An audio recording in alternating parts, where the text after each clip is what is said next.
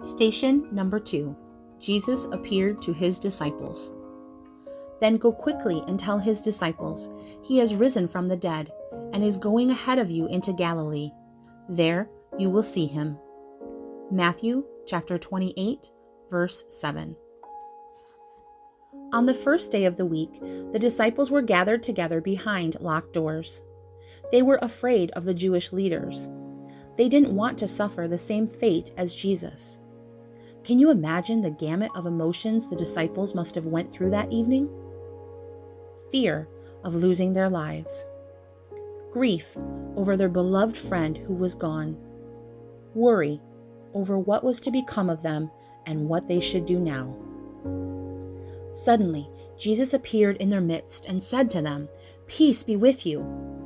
After he had said this, he showed them the holes in his hands and side.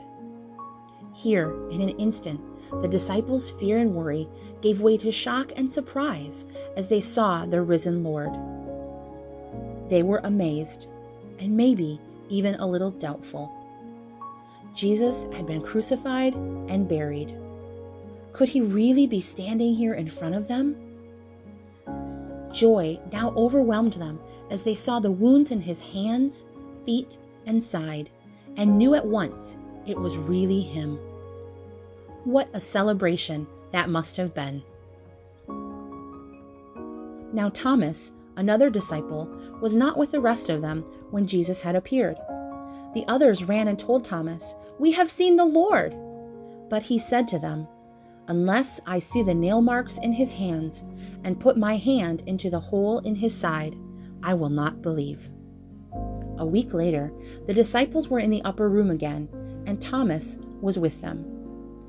Though the doors were locked, Jesus came, stood among them, and said, "Peace be with you."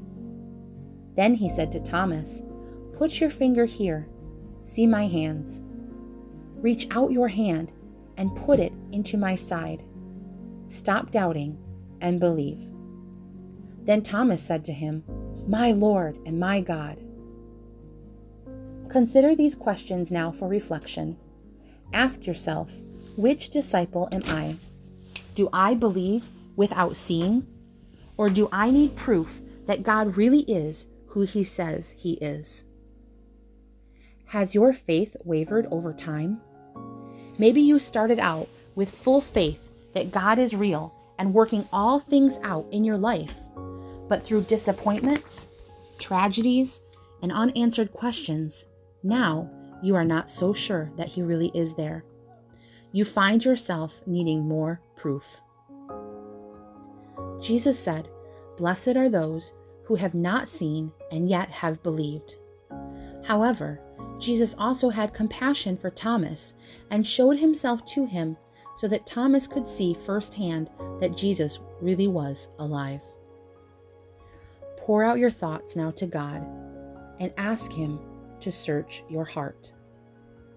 If he is calling you back to a deeper faith in him, respond. Open your doubts up to him now and let him show himself to you. After you communicate with God fully and your heart is clear, move to the next station.